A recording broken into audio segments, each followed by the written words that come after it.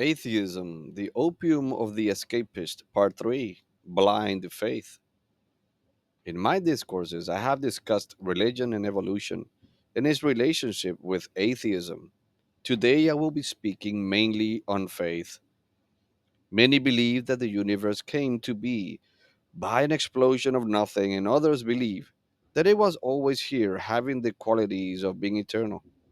Although I do not know how true science can involve itself in this religious and philosophical venture without crossing boundaries, I will present some arguments that will try to weaken the influences of the religious, escapist, atheistic, blind faith. Atheists love logic, so I will try to use it to briefly analyze the universe. For those that believe that the universe had a beginning, I will say, the magnificent, organized, immensely complex universe, composed of time, space, and matter, came into existence at a certain point in the finite past. Number two, this we can deduce because our world is deteriorating, the diminishing of the salt of the sea, the weakening of the Earth's magnetic field, the decline of the Earth's gravitational pull. Since the organized, immensely complex universe composed of time, space, and matter began to exist, they had a cause. Number three, therefore, what caused them to exist is magnificently organized, immensely complex, timeless, spaceless, and matterless, or invisible. We call this in our human limited language God.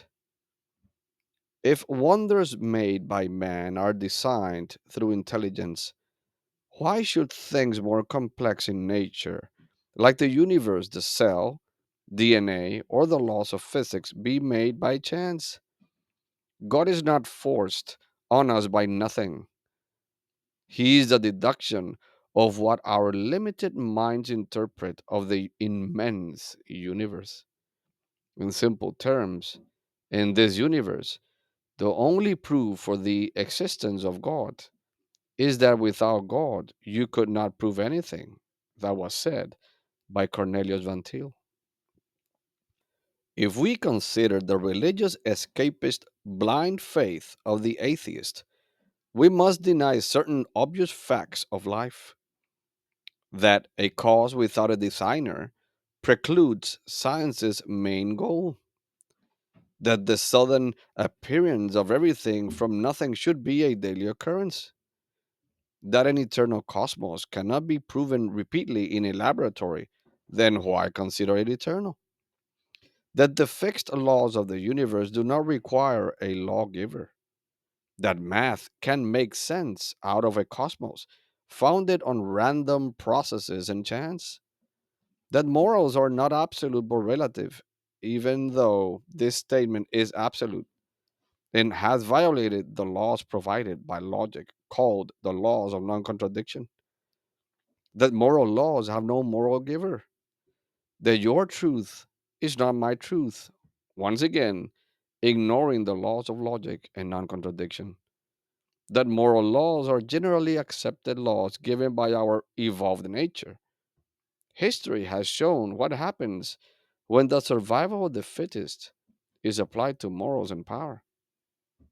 That we can erase history, its scientists, theologians, and its philosophers and start on any rational, any logical presupposition, and the world will live as one. That our reasoning and self consciousness are a result of unproven evolutionary processes. That DNA is a result of accidental laws coming together in a pristinely organized manner, which are comparable to throwing six in dice 6 million consecutive times. That we can use our invisible mind to think and reason to conclude that the invisible does not exist. Arguments with atheists are a distraction from knowledge, philosophy, history, and reality. Their arguments against God are like a conceited child whose father denied buying him candy. The child, while sitting on his daddy's lap, drowning in his tantrum, slaps him on the face. In simple terms, the atheist says, since God is not how I want him to be, I do not believe he exists, says he. The basis for scientific interpretation is moral honesty.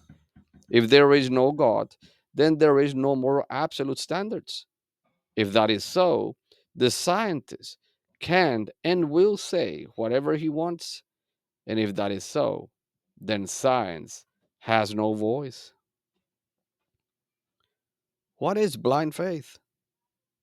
Believing in something without true, verifiable evidence. 2,000 years ago, faith was defined as the substance of things hoped for, the evidence of things not seen. Like most religions, atheism has a very peculiar and unique blind faith. Let us look at it closely.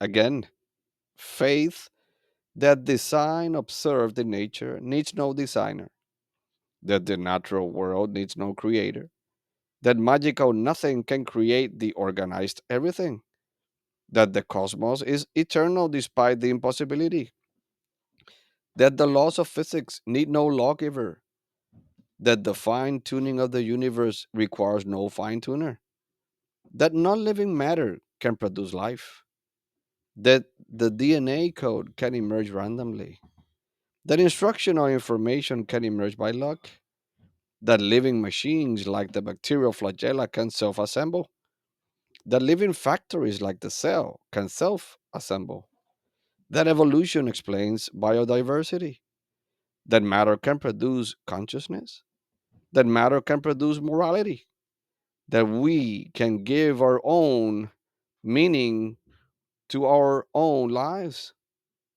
that there is absolutely no evidence of God's existence, that there is no afterlife. A true opium of the people is a belief in nothingness after death, the huge solace of thinking that for our betrayals, greed, cowardice, murders, we are not going to be judged. Czeslaw Milosz, Polish poet, diplomat, and writer, Nobel Prize winner. In a world without God, science is the tyrannical state church. Richard Dawkins, Neil deGrasse Tyson, and Sam Harris, its preachers, and atheist scientists, its bishops. The only allowed response to their postulation is Amen. Until next time.